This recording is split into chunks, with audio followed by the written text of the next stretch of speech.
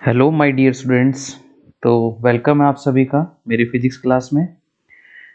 बच्चों, atoms chapter चल रहा है हमारा मॉडर्न फिजिक्स से।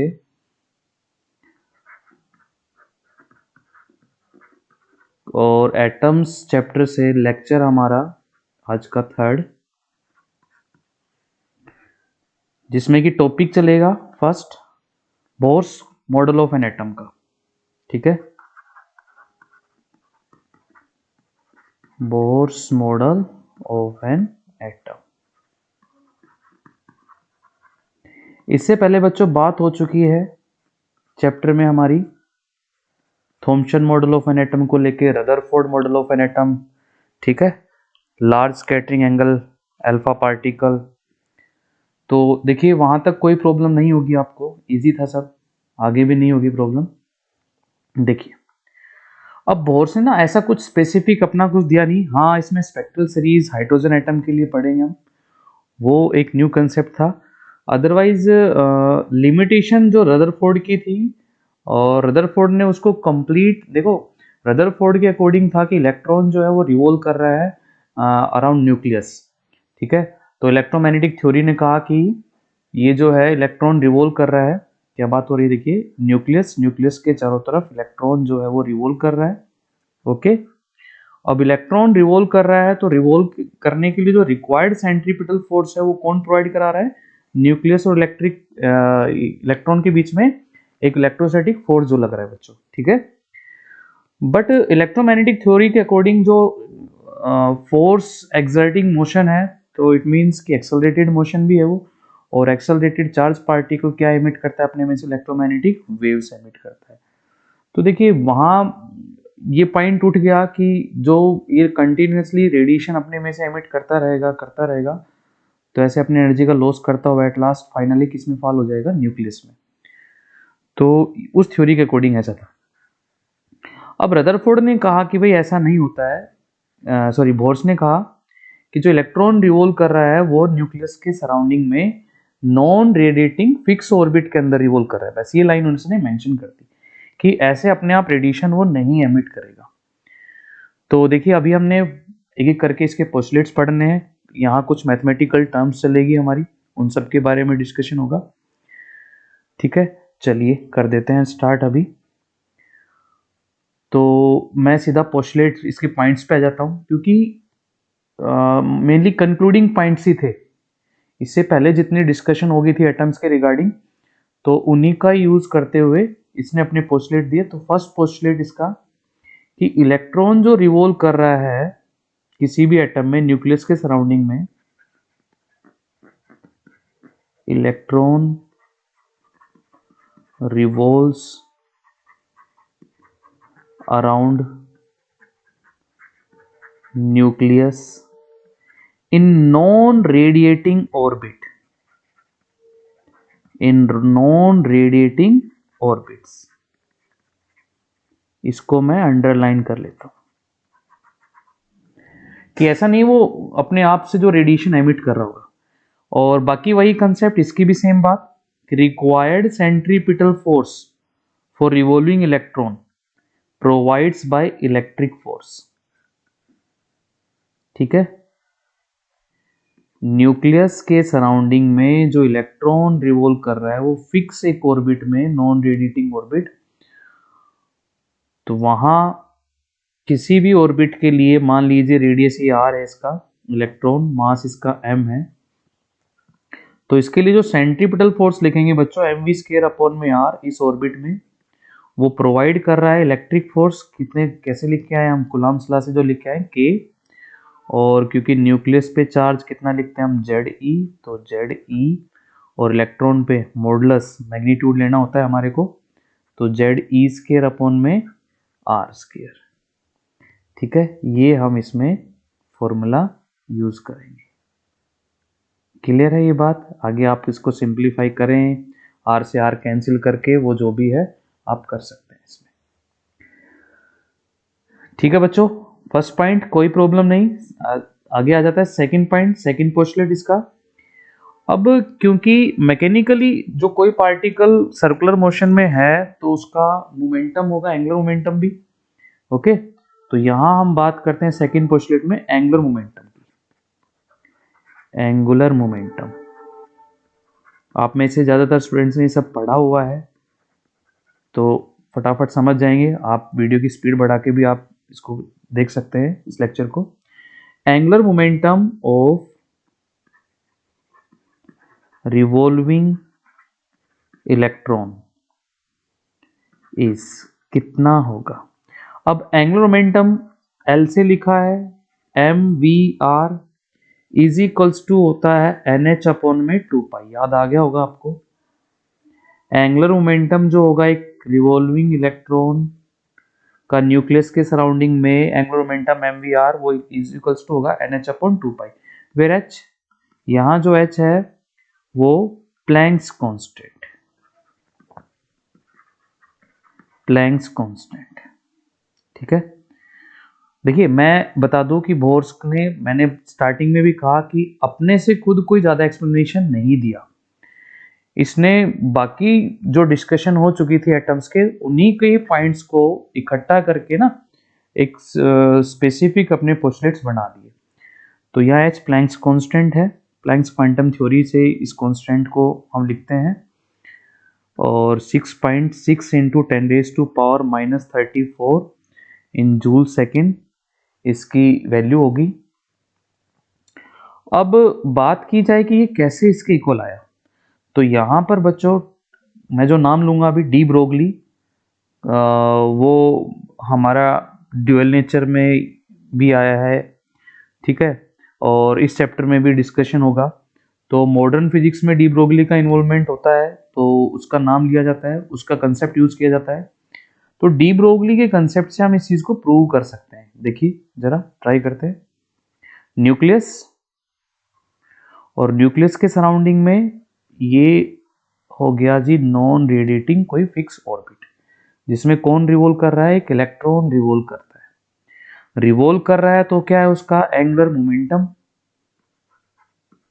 M V R. अब वो is equals to N H upon 2 pi के इक्वल कैसे पुटअप किया, कैसे आया, ये इसकी हमें डिस्कशन करनी है। तो फ्रॉम डी ब्रोगली,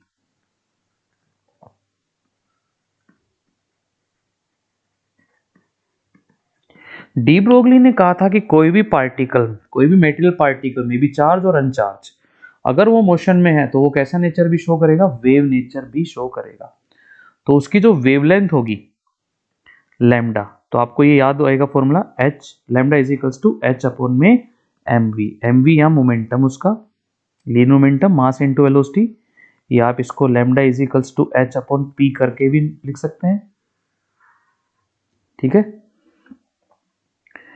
तो कोई भी एक पार्टिकल मोशन में है और वो चार्ज है या अनचार्ज इस पर डिपेंड नहीं है, तो उसका वेव नेचर होगा wavelength lambda is equals to H upon में एम वी।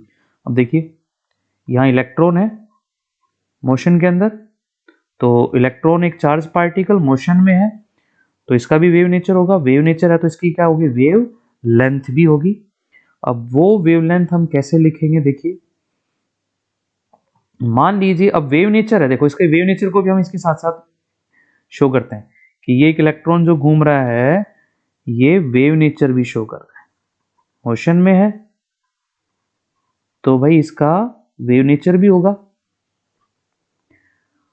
अब यहां से एक क्रस्ट से लेके एक ट्रफ तक हम क्या लिखते हैं एक वेव के लिए, लैम्डा वेवलेंथ। ऐसे मान लीजिए n number of wave complete हो रही है, लेट इसमें n जो है वो क्या कंप्लीट हो रही है, n number of waves complete हो रही है। तो बच्चों यहां जो टोटल लेंथ बनेगी n लैम्डा वो इक्वल आएगी सर्कुलर ऑर्बिट के सर्कमफेरेंस के बराबर 2 पाई r, क्लियर। और n लैम्डा में रख देंगे हम h अपॉन में एम वी, तो is equals to 2 pi r, cross multiply कर देंगे तो यहां से एम वी को मैं वहां लेके जा रहा हूं तो एन एच अपॉन में 2 पाई इज इक्वल्स टू बन गया हमारा एम वी आर। इसी को क्या कह रहे हैं, एंगुलर मोमेंटम, क्लियर है। इसमें n क्या है, देखिए इसकी डिस्कशन कर लेते हैं थोड़ी सी। इसमें n क्या है, n को हम यहां पर नंबर ऑफ ऑर्बिट और नंबर ऑफ वेव्स दोनों ही लिखते हैं, बात समझ में नहीं आई सर, थोड़ा क्लियर कीजिए। अभी कर देते हैं। देखो इसमें मैंने कहा था कि n क्या है, टोटल नंबर ऑफ वेव्स, और मैं यहां कह रहा हूं n ही किसका काम करता है, नंबर ऑफ ऑर्बिट। तो इसका मतलब ये है, मान लीजिए ये हमारे पास फर्स्ट ऑर्बिट है बच्चों, ये हमारे पास सेकंड ऑर्बिट है, ठीक है। तो सेकंड ऑर्बिट में कितनी वेव कंप्लीट करनी है, दो ही वेव कंप्लीट करनी है। दो वेव से मींस एक क्रस्ट ट्रफ, क्रस्ट ट्रफ, और फिर क्रस्ट, और फिर ट्रफ, ठीक है। एक क्रस्ट, ये रहा फर्स्ट, ये ट्रफ,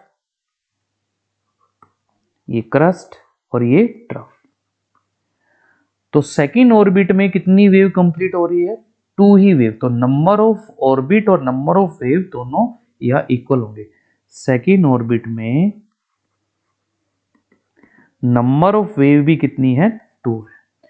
तो अगर वो कहता है सेकंड ऑर्बिट में बताइए इसका एंगुलर मोमेंटम कितना होगा, बड़ा इजी है। तो एन में क्या रख देंगे हम, 2 रख देंगे। तो 2h अपॉन में 2 pi is equals to L, 2 से 2 कैंसिल। ये सेकंड ऑर्बिट का एंगुलर मोमेंटम। बोलिए आया समझ में, क्लियर है बात। फर्स्ट पोस्टुलेट में क्या लिखा कि जो इलेक्ट्रॉन रिवॉल्व कर रहा है न्यूक्लियस के सराउंडिंग में, तो रिक्वायर्ड सेंट्रीपिटल फोर्स कहां से मिल रहा है, इलेक्ट्रिक फोर्स से, नॉन रेडिएटिंग ऑर्बिट। और सेकंड पोस्टुलेट कि एंगुलर मोमेंटम जो होगा रिवॉल्विंग इलेक्ट्रॉन का, mvr is equals to nh upon 2 pi, कहां से, डी ब्रोगली के कंसेप्ट से। चलिए बच्चों यहां तक कोई प्रॉब्लम नहीं लगता है मुझे, सब इजी था, आगे भी देखेंगे। नेक्स्ट इसको थर्ड पोस्टुलेट पे चलते हैं। अब ये कहता है कि जब रेडिएशन एमिट होगी तो वो कंडीशन है, ठीक है, कब एमिट होगी, nucleus, fixed non radiating orbit, fixed non radiating orbit, और यहां पे मैं एनर्जी लिख रहा हूं E2 से, फर्स्ट ऑर्बिट में एनर्जी को लिख लिया मैंने E1 से, ठीक है जी। तो जब एक इलेक्ट्रॉन, इसको हम बोलते हैं एक्साइटेड स्टेट, और ये है ग्राउंड स्टेट। तो जब एक इलेक्ट्रॉन एक्साइटेड स्टेट से ग्राउंड स्टेट में आएगा, जब एक इलेक्ट्रॉन एक्साइटेड स्टेट से ग्राउंड स्टेट में आएगा, तो वो अपने में से क्या एमिट करेगा, रेडिएशन। देखिए एक्साइटेड स्टेट में गया कब था, ठीक है, जब उसको यहां से एनर्जी दी। भाई पहले मान लीजिए इलेक्ट्रॉन यहां था फर्स्ट में, और बाहर से हमने एनर्जी दी, अब उस एनर्जी को लेकर वो इलेक्ट्रॉन पहुंच गया अपनी एक्साइटेड स्टेट में, लेकिन स्टेबिलिटी गेन करने के लिए, वापस से स्टेबल होने के लिए वो अपने सेम स्टेट में आएगा। तो जो एनर्जी हमने इसको दी थी वो रेडिएट करेगा in the form of radiation. और वो radiation infrared, ultraviolet, visible radiation कोई भी हो सकती है, डिपेंड करेगा किस एक्साइटेड स्टेट से किस में आ रहा है वो। चलिए आगे की बात है। तो यहां पर जो रेडिएशन एमिट होगी, ठीक है बच्चों, उसकी जो एनर्जी होगी, एनर्जी ऑफ रेडिएशन क्या होता है, is equals to H mu. Mu यहाँ पर फ्रीक्वेंसी है, तो ये जो एनर्जी होगा H mu is equals to E2 minus E1। ये जो एनर्जी का डिफरेंस है, ठीक है, यही एमिट करेगा। ये हो जाता है इसका थर्ड पोस्टुलेट। तो मुझे नहीं लगता किसी को कोई प्रॉब्लम होगी इसके अंदर, बड़ा इजी ऐसा काम है ये सारा। तो 3 पोस्टुलेट्स हो गए हमारे, इनका यूज करते हुए देखिए कुछ मैथमेटिकल टर्म्स को हम फाइंड आउट करेंगे, ठीक है। तो नेक्स्ट आगे चलते हैं। यहां तक कुछ ऐसे मैंने नया नहीं बताया है। अब some points,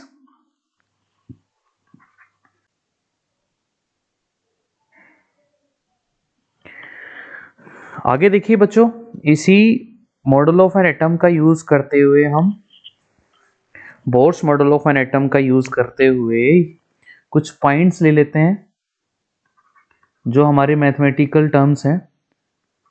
some points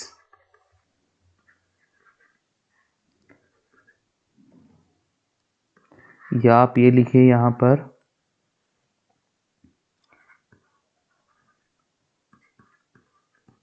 some points related to atom. और इसमें फर्स्ट पॉइंट लेंगे बच्चों रेडियाई ऑफ ऑर्बिट्स, ठीक है, प्लूरल फॉर्म में है। तो ऑर्बिट के रेडियस की अगर हम डिस्कशन करें किसका यूज करते हुए, Bohr's model of an atom का, देखिए तो मैं यहां लिखता हूं यूजिंग फर्स्ट पोस्टलेट, मतलब मुझे आर की कैलकुलेशन करनी है, ठीक है। यहां पर ये जैसे न्यूक्लियस हो गया हमारा और इलेक्ट्रॉन इस ऑर्बिट में रिवॉल्व कर रहा है, तो इसका रेडियस अगर मुझे लिखना है आर तो कैसे लिखूंगा, तो फ्रॉम फर्स्ट पोस्टलेट ले लीजिए या सेकंड पोस्टलेट से आप निकाल लेंगे। देखिए दोनों ही जो मैथमेटिकल पोस्टलेट्स हमारे इसमें फर्स्ट सेकंड उनका यूज चलेगा इन सभी पॉइंट्स के अंदर। तो मैं यहां पर अभी फर्स्ट पोस्टलेट से लिखता हूं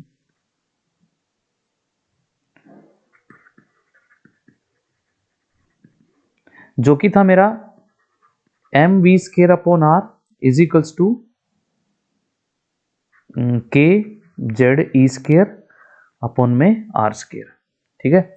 तो यहां पर देखिए आप या तो v इसमें से निकाल के और सेकंड पोस्टलेट में पुटअप कर दो v की वैल्यू, r की टर्म्स में आंसर लेके आ जाओ, या फिर आप यहां से वहां से v निकाल लो। बात समझ पा रहे हैं मेरी, मतलब मैं लिख रहा हूं M V R is equals to N H upon two pi को भी, ये क्या था सेकंड पोस्टलेट। बच्चों सपोज करो कि मैं यहां से v की वैल्यू कैलकुलेट कर लेता हूं, तो v इज इक्वल्स टू आ गया एन एच अपॉन में two pi M R, mathematical term है कोई प्रॉब्लम नहीं है। तो यहाँ इसमें v की वैल्यू जब मैं रखता हूं तो m स्केयर है तो n स्केयर h स्केयर, नीचे r एक ऑलरेडी है, यहाँ पर आप 2 पाई का स्केयर करेंगे तो 4 पाई स्केयर, कैलकुलेशन में थोड़ा ध्यान रखना, और m का भी स्केयर होगा, v की पूरी वैल्यू पुटअप कर रहा हूं तो यहाँ आएगा m स्केयर और एक r का भी स्केयर होगा। इधर से देखिए के जेड ई स्केयर अपॉन में आर स्केयर, ये आर स्केयर से आर स्केयर गया, एक m से m कैंसिल हो गया, ठीक है। और हमें किसको कैलकुलेट करना है, r को कैलकुलेट करना है, तो देखिए r क्रॉस मल्टीप्लाई करके this implies r is equals to n square h square, नीचे था इसमें 4 पाई स्केयर और एक m बच गया और नीचे आ गया के जेड ई स्केयर, क्लियर। ये हमारा एक फॉर्मूला मैथमेटिकली किसके लिए, रेडियाई के लिए। अब एक स्पेसिफिक एटम, मैं यहां पर एग्जांपल ले लूं फॉर हाइड्रोजन एटम के लिए जैसे, तो पहले आपने एक फॉर्मूला ड्राइव करना है, फिर हाइड्रोजन एटम की स्पेसिफिक कंडीशन लगानी। क्या है वो स्पेसिफिक कंडीशन, हाइड्रोजन एटम का atomic number Z is equals to कितना 1, तब हमारा फॉर्मूला आ जाता है R is equals to N square H square 4 pi square m K Z में वैल्यू रख दिया 1 और ई स्केयर। अब बच्चों एक चीज देख रहे हो यहाँ से, एच एक Planck's constant, 4 pi constant value, mass electron का कांस्टेंट, के हमारा इसमें 1/4 into 10⁹ ई इलेक्ट्रॉन का चार्ज, बाकी सब कांस्टेंट है, बस इस n को अगर हम छोड़ देते हैं तो बाकी सब फिक्स वैल्यू है। तो हम यहाँ से कह रहे हैं r डायरेक्टली प्रोपोर्शनल टू कितना आ रहा है n स्केयर के। तो यहाँ से हमारे को एक पॉइंट क्लियर होके आया कि सपोज करो कि फर्स्ट ऑर्बिट का रेडियस, मैं ऐसे एग्जांपल ले रहा हूँ 1 सेंटीमीटर, तो ऐसा बिल्कुल नहीं होगा, ऐसा कतई भी नहीं होगा कि अगर सेकेंड ऑर्बिट की बात करें और उसका रेडियस 2 सेंटीमीटर लिख दिया जाए, नहीं, क्योंकि यहाँ आप देख रहे हैं r डायरेक्टली प्रोपोर्शनल टू क्या आ रहा है n स्केयर। तो कई बार है ना पूछ लिया जाता है एक सिंपल सा क्वेश्चन कि रेडियस का रेशियो क्या होता है, इसमें ऑर्बिट के रेडियस का रेशियो क्या होता है। फर्स्ट के लिए हम n की जगह 1 रखेंगे, सेकंड के लिए 2 रखेंगे, 2 का स्केयर 4 जाएगा। तो जो रेडियस रेशियो होता है फॉर डिफरेंट ऑर्बिट्स,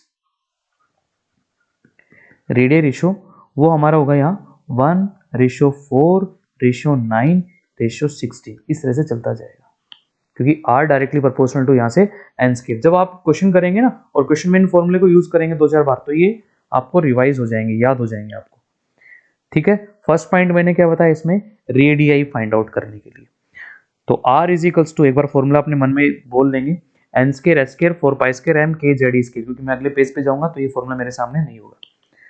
फिर भी अगर आप भूल जाते हैं तो कोई प्रॉब्लम नहीं है, आप फटाफट इसको साइड में ड्राइव करके देख सकते हैं। दोनों पोस्टलेट याद कर रखो बस, M V square upon R is equals to K Z square upon में आर स्केयर। ये क्या था हमारा, इसमें था हमारा centripetal force provide by electric force, and second postulate angular momentum M V R is equals to N H upon में 2 पाई। चलिए नेक्स्ट पॉइंट पे चलते हैं।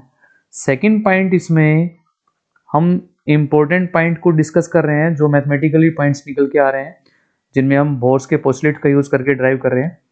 सेकंड पॉइंट आ गई यहाँ वेलोसिटी ऑफ इलेक्ट्रॉन्स। अगर मुझे वेलोसिटी फाइंड आउट करनी हो तो कोई इशू नहीं है। अब आपने आर निकाल ही लिया, कितना आया था एन स्केयर एच स्केयर।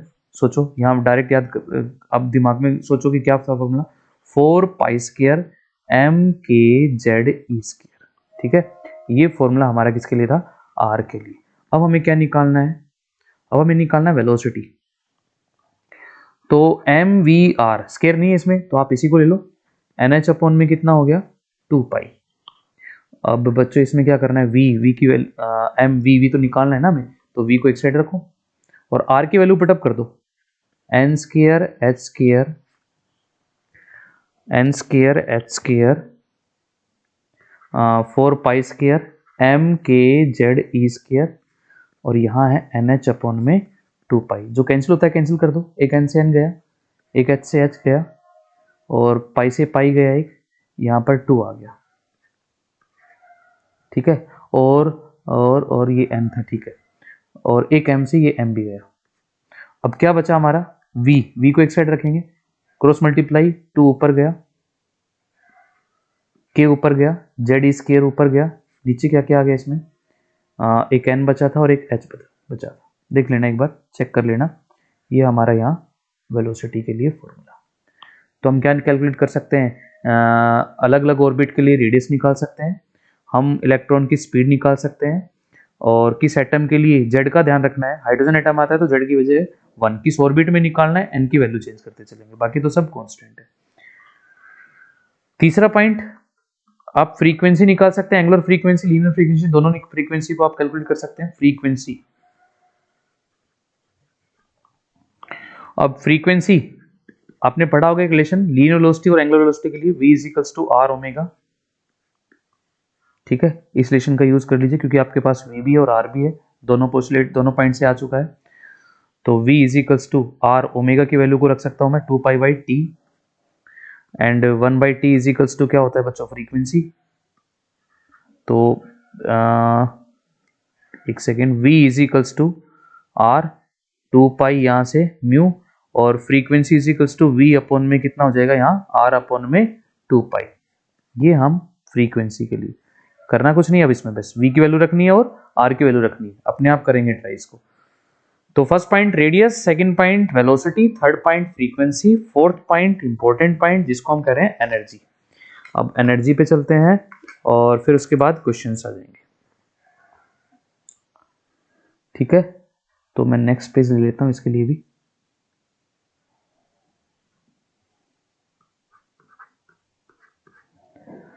तो यहां पर हम बात करेंगे total energy, total energy of electron in non radiating orbit.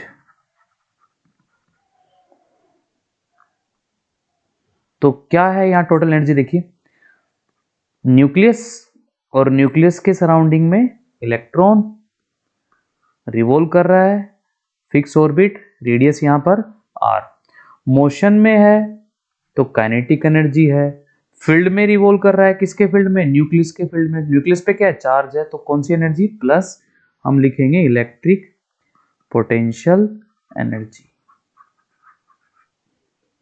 Kinetic energy, अब पहले एक बार मैं अलग अलग इनको रख लेता हूं, देखो पहले मैं काइनेटिक एनर्जी को फाइंड आउट करना चाहूं, तो kinetic energy half M V square यहाँ होगी, और हाफ एम वी स्क्वायर के लिए हम फॉर्मूला कैसे ड्राइव करेंगे, देखिए फर्स्ट पोस्टुलेट का यूज करो, एम वी स्क्वायर अपॉन में are is equals to K Z E square upon में आर स्क्वायर, एक आर से आर काटो, मैं हाफ से मल्टीप्लाई कर देता हूँ फ्रॉम बोथ साइड, क्योंकि मुझे काइनेटिक एनर्जी चाहिए भाई। हाफ एम वी स्क्वायर आ गया मेरा, किसके बराबर आ गया, के जेड ई स्क्वायर अपॉन में 2r, सिंपल।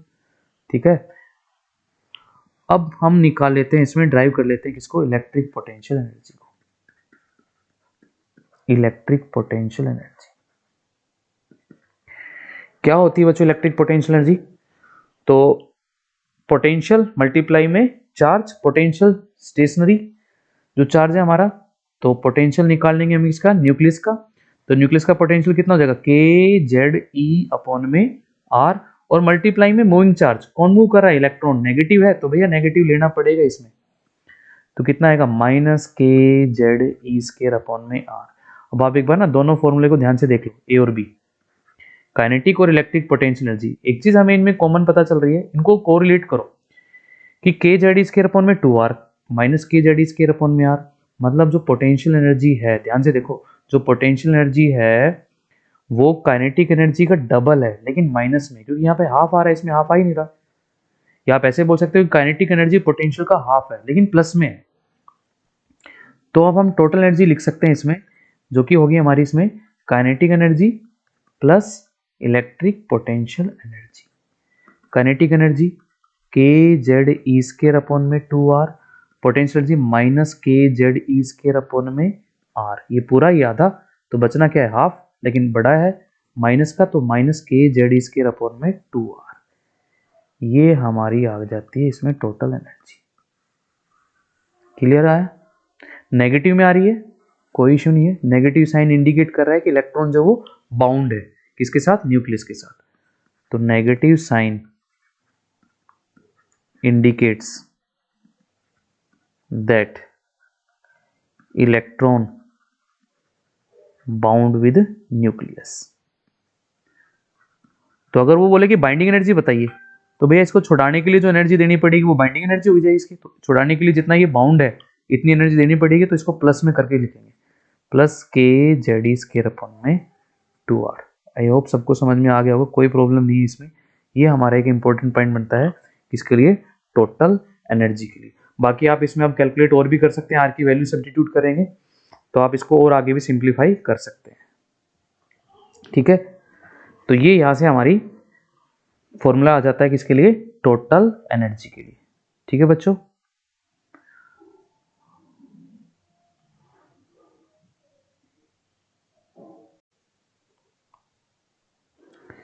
तो यहां तक सबको समझ में आया?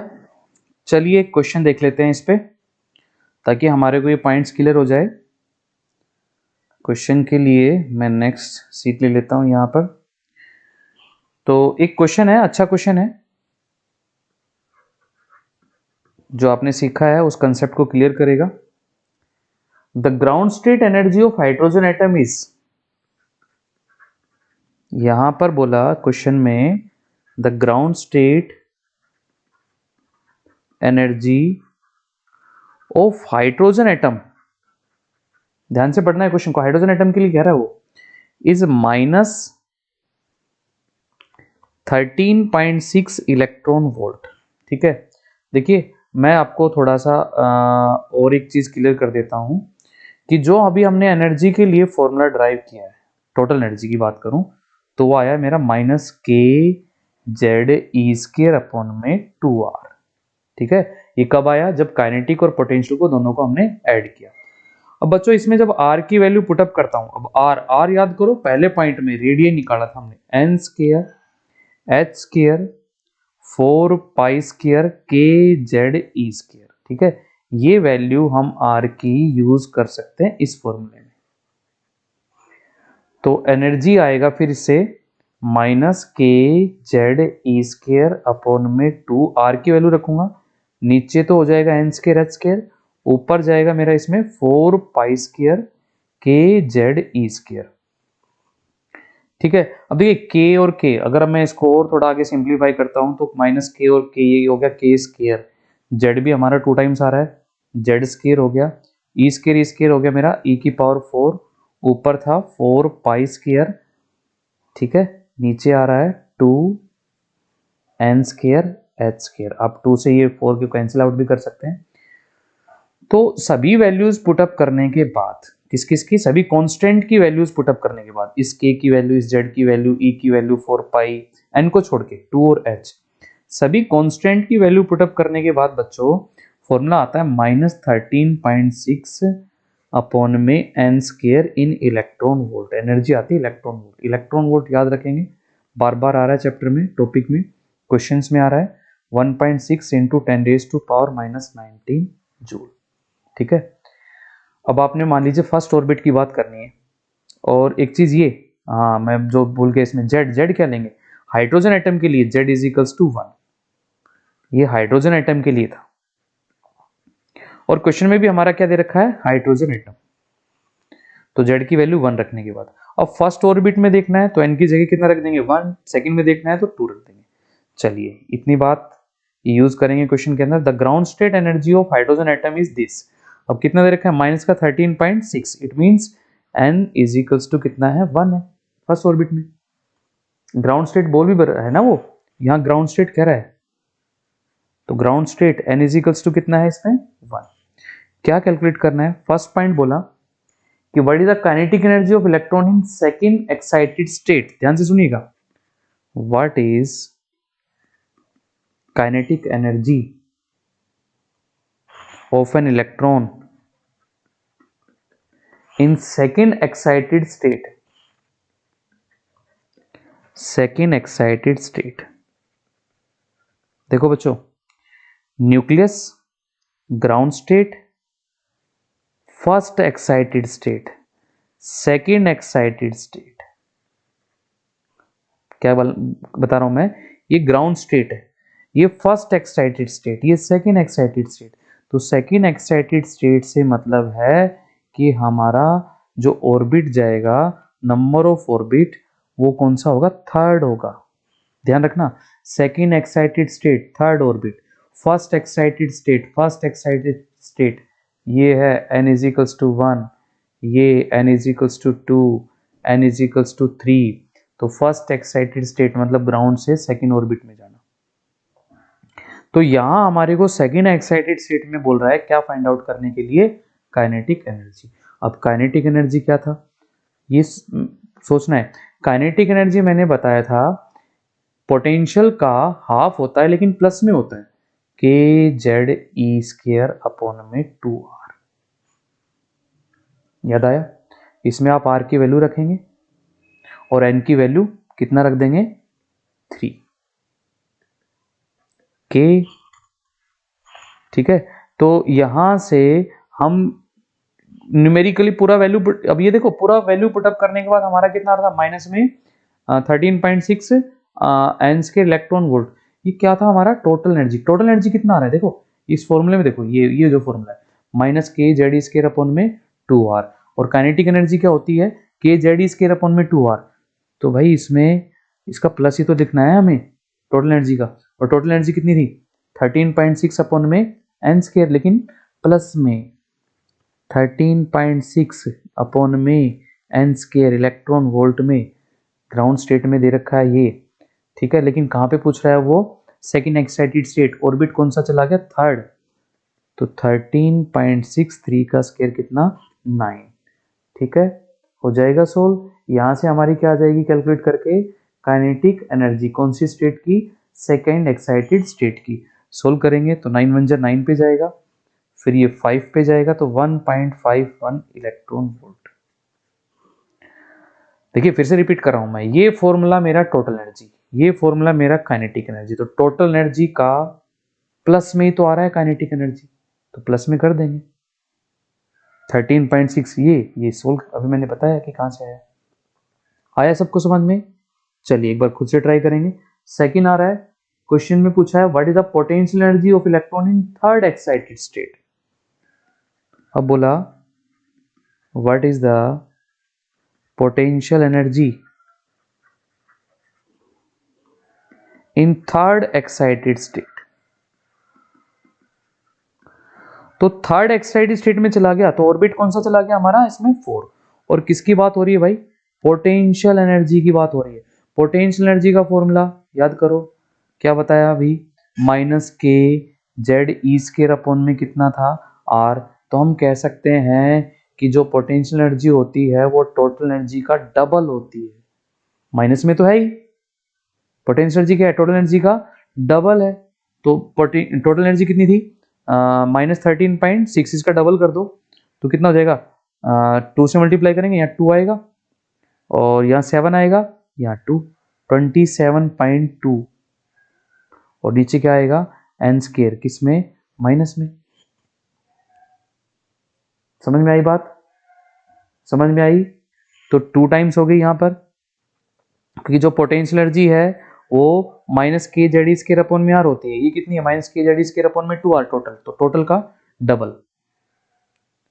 अब यहाँ कौन से ऑर्बिट में बोला उसने, third excited state, it means n is equals to कितना 4, और 4 का स्क्वायर हो जाएगा 16, तो 27.2 अपॉन में 16। अब ये हम यहाँ से सोल्व कर लेंगे, तो 16 1 जा 16, ये 1 पे जाएगा और ये 1 आएगा, फिर यहाँ से 1, तो ये 7 पे जाएगा, 16 7 जा 112, तो 1.7 इलेक्ट्रॉन वोल्ट। आया होगा सबको समझ में, कोई दिक्कत नहीं है, कर लेंगे। थर्ड एक पॉइंट और देखिए, ये बोला इलेक्ट्रॉन जो है वो ट्रांजिट कर रहा है, यानी जंप कर रहा है, या मैं कहूँगा अपने स्टेट को चेंज कर रहा है। कहां से कहां चेंज कर रहा है, from third excited state to ground state. Third excited state से किस में आ रहा है, ग्राउंड स्टेट में आ रहा है। क्या समझ में आता है, थर्ड एक्साइटेड स्टेट मतलब फोर्थ ऑर्बिट से किस में आ रहा है, फर्स्ट में आ रहा है। तो क्या होगा, एनर्जी एमिट करेगा। थर्ड पोस्टलेट ये तो था बोर्स का कि अपना हायर से लोअर में आ रहा है, तो हायर एनर्जी स्टेट से लोअर एनर्जी स्टेट में आ रहा है, तो क्या एमिट करेगा, एनर्जी एमिट करेगा। कितनी करेगा ये पूछा, ठीक है। और कैलकुलेट उसमें फिर वेवलेंथ भी पूछी कि कितनी वेवलेंथ निकालेगा। तो पहले बच्चों एनर्जी निकालेंगे, एनर्जी कितनी एमिट करेगा, 4 की एनर्जी में से फर्स्ट की एनर्जी को क्या कर देंगे माइनस, और ये एनर्जी किसके बराबर हो जाएगी, एच म्यू, म्यू को रख देंगे हम सी अपॉन में लैम्डा। समझ में आया पॉइंट। फोर्थ ऑर्बिट में क्या एनर्जी थी वो रखेंगे, माइनस फर्स्ट की एनर्जी रखेंगे, बराबर जो डिफरेंस आएगा किसके बराबर, एच सी अपॉन में लैम्डा, और लैम्डा यहाँ से कैलकुलेट करेंगे। एनसीईआरटी क्वेश्चन है, ये आपके रेफरेंस बुक के अंदर मिलेगा ये क्वेश्चन। तो ये दोनों तीनों पार्ट हमारे को इन फॉर्मूले को रिवाइज करा रहे हैं, करके देखना। अब यहाँ पर कुछ नहीं करना है आपने, 4 की एनर्जी के लिए यहाँ इनकी जगह कितना करना है 4, और फर्स्ट की एनर्जी के लिए एन की जगह कितना रखना है फर्स्ट, डिफरेंस निकालना है और इसमें पुटअप करना है। एच और सी की वैल्यू आप कैलकुलेट कर लेंगे, वैल्यू पुटअप करके। तो यहां तक समझ में आया, ट्राई करना बुक के क्वेश्चंस। तो मैंने अभी आज तुम्हें समझाया है बोर्स के पोस्टलेट्स, और बोर्स के पोस्टलेट से रिलेटेड ये कुछ पॉइंट्स एक एटम से रिलेटेड। चलिए आज की क्लास में इतना ही।